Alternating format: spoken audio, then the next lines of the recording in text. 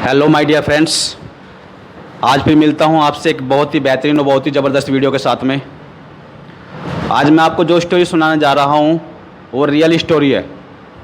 बहुत समय पहले एक राजा जिसका नाम मिदास था, वो सोने का बहुत प्रिय था, सोने से बहुत प्रेम करता था।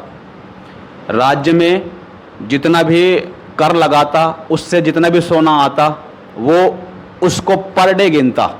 जब भी उसको समय मिलता, दिन में तकरीबन लगभग 4 से 5 बार पर डे अपने सोने को गिनता और उसको बढ़ाता रहता। इस तरह से वो सोने का लालची हो गया था। एक दिन जैसे ही रात में वो अपने सोने को गिन रहा था, उसके पास से एक अजनबी निकला। उस अजनबी ने देखा कि इतनी रात में राजा क्या कर रहा है। वह राजा के पास गया और उसने देखा राजा बड़ी तल्लीनता से अपने सोने को गिन रहा है और बहुत खुश हो रहा है।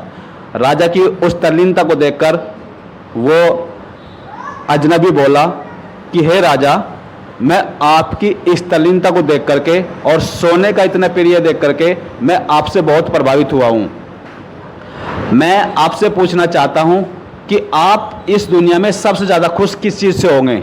आप क्या चाहते हो सबसे ज़्यादा?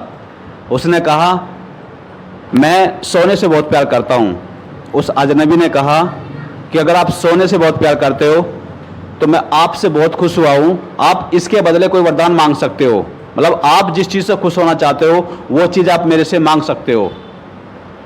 उस अजनबी की बातों को सुनकर राजा ने कहा कि मुझे आप ऐसा वरदान दीजिए कि मैं जिस वस्तु को भी छूऊं वो सोना बन जाए।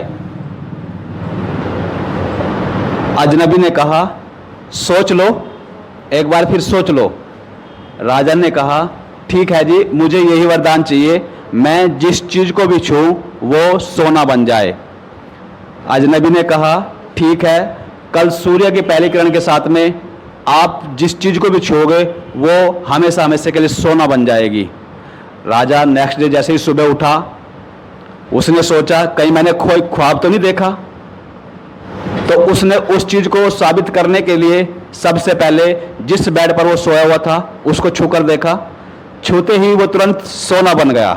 राजा बहुत खुश हुआ कि मैं जिस चीज़ को भी छू रहा हूँ वो सोना बन रही है। वह अपने बेड से खड़ा हुआ, आगे बढ़ा। बाहर उसके लड़की बहुत ही प्रिय, जिसे बहुत ही प्यार करता था, पार्क में खेल रही थी। उसने सोचा ये करामात मैं अपनी बेटी को भी दिखाऊंगा कि आज से मैं जिस चीज़ को भी छूऊंगा वो सोना बन जाएगी। उससे पहले उसने सोचा कि मेरी बेटी अभी पार्क में खेल रही है तो मैं थोड़ा नाश्ता कर लेता हूँ। तो जैसे ही उसने नाश्ता करने के लिए बैठा और उसने उसमें से फलों को छुआ, फल भी छूते ही उसके सोना बन गए। उसने मतलब उस चीज़ को देख करके उसने चाहा कि चलो मैं थोड़ा किताब पढ़ लेता हूँ। जैसे ही वो बुक पढ़ने के लिए बैठा, उसने बुक को छुआ, बुक भी सोने की बन गई। अब इस चीज़ को देखते हुए उसने मतलब वो वहाँ से बाहर निकला और सोचा कि अपनी बेटी को गले लगा लूँ। वो अपनी बेटी के पास गया और जैसे ही उसने उसको गले लगाया, उसको छुआ, उसकी वो बेटी भी सोने की बन गई। जो बहुत ही जान से प्यारी उसकी बेटी होती है वो भी उसके छूने से सोना बन जाती है। वो उन चीज़ों को देख करके बहुत परेशान होता है। वो वहाँ से वापस अपनी गुड़िया, अपनी लड़की की मूर्ति को लेकर अपने कमरे में जाता है। वहाँ वो अपने नौकर से कहता है, मुझे प्यास लगी है, मेरे लिए पानी मंगाओ। जैसे ही वो पानी पीता है, पानी पीने की कोशिश करता है, गिलास को हाथ से पकड़ता है, उसका वो गिलास भी सोने का बन जाता है। इस तरह से वो बहुत ही काफ़ी दुखी होता है कि मैं जिस चीज़ को भी चाह रहा हूँ, जिस चीज़ को भी पाना चाहता हूँ वो सोने की बन रही है। ये क्या मेरे साथ हो रहा है? वो भगवान को कोसता है, हे भगवान, आपने मुझे ये क्या बना दिया? मैं जिस चीज को भी हाथ लगाता हूं वो सोना बन रही है, मुझे सोना नहीं चाहिए, मुझे सोना नहीं चाहिए। वो बहुत दुखी हुआ इन चीजों को देखते। जैसे ही वो वहां से घर से बाहर निकला, उसने सोचा कि मुझे वो साधु, वो अजनबी फिर दोबारा से मिल जाए ताकि मैं उससे कहूं मुझे ये सोना बनाने वाली, हर चीज़ को छूने वाली, जिसे मैं छूँ वो सोना बन जाए, ये चीज़ मुझे नहीं चाहिए, मुझे नहीं चाहिए, नहीं चाहिए, मुझे मेरा परिवार, मुझे मेरा खाना चाहिए, मुझे बहुत भूख लगी है। इस तरह से वो बहुत दुखी होता है। दुखी होने के बाद में वह इधर उधर भटकता रहता है, उसको इस तरह भटकते हुए काफ़ी भूख, काफ़ी प्यास और काफ़ी दुखी हो जाता है, क्योंकि वो जिस चीज़ को भी छूना चाहता है, जिस चीज़ को भी पाना चाहता है, वो सोने की बन जाती है। इस तरह से दुखी होने के बाद में वो शाम का टाइम काफ़ी दिनों बाद अपने घर वापस आता है और उस स्थिति में वो अपने कमरे में बैठ करके बहुत रोता है, बहुत रोता है और भगवान से कहता है, हे भगवान, मुझे पहला जैसा बना दो। मैं सोने का लालची हूँ, मैं जितना सोना चाहता हूँ जिंदगी में कभी सोना नहीं मांगूंगा, ना ही सोने से कभी इतना प्यार करूंगा। भगवान एक बार मुझे बस पहले जैसा बना दो, मुझे बहुत भूख लगी है, मेरी गुड़िया जो मेरी लड़की थी वो भी सोने की बन गई है, मैं उसको देखने के लिए भी तरस रहा हूँ। वो भगवान से प्रार्थना करता है, भगवान उसकी बातों को सुनता है। उसी रात वो अजनबी फिर उसके घर आता है और उससे पूछता है, हे राजा, आप खड़े होइए। उसको उठाता है, वो भूख के मारे, प्यास के मारे बेहोश हो जाता है। वो अजनबी उसको जगाता है और उससे कहता है कि हे राजा, आप खड़े होइए। जैसे ही राजा उसकी आवाज़ को सुनता है, उसकी आवाज़ को सुनते ही राजा उस अजनबी के पैरों में गिर जाता है और उस अजनबी से माफ़ी मांगता है, हे अजनबी, मुझे माफ़ कर दीजिए, मैंने आपसे वरदान मांगा था, आप उस वरदान को वापस ले लीजिए। मुझे ऐसा कोई भी वरदान नहीं चाहिए जिसको मैं छूं वो सोना बन जाए। मैं आज से जीवन में कसम खाता हूं कि मैं कभी भी सोने से कभी प्यार नहीं करूंगा और कभी भी सोने की तरह, सोने को पाने के वशीभूत मैं कभी लालची भी नहीं बनूंगा। मुझे एक बार केवल आप जैसे मैं पहला था और मेरी गुड़िया और मैं खाना खाना चाहता हूं, मुझे बहुत भूख लगी है, मुझे बहुत प्यास लगी है। हे अजनबी, हे साधु, मुझे आप पहले जैसा बना दीजिए। मैं आपसे बहुत ही प्रार्थना करता हूं, मैं आपके चरणों में जो आप चाहते हो, जो मेरे से आप लेना चाहते हो, मैं वो देना चाहता हूं। बस केवल आप मुझे एक बार मेरी बिटिया को जिंदा कर दीजिए, उनको पहले जैसी बना दीजिए और जो वरदान आपने मुझे दिया था इसको आप वापस ले लीजिए। मैं कोई भी ऐसा वरदान नहीं चाहता जिसे मैं छू करके सोना बनाना चाहता हूं। आप मुझे मेरी गलतियों को माफ कर दीजिए।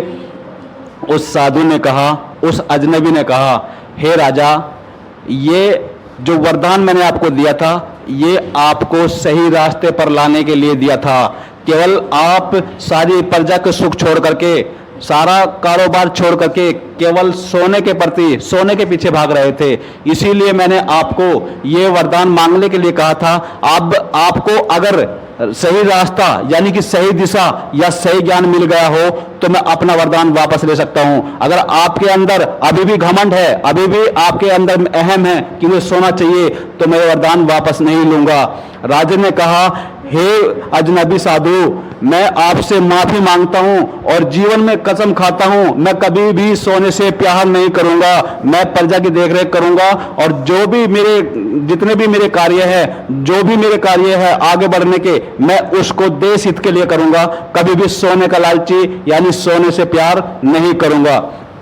तो माय डियर फ्रेंड्स, कुछ स्टोरियां आपको शिक्षा देने के लिए आती है।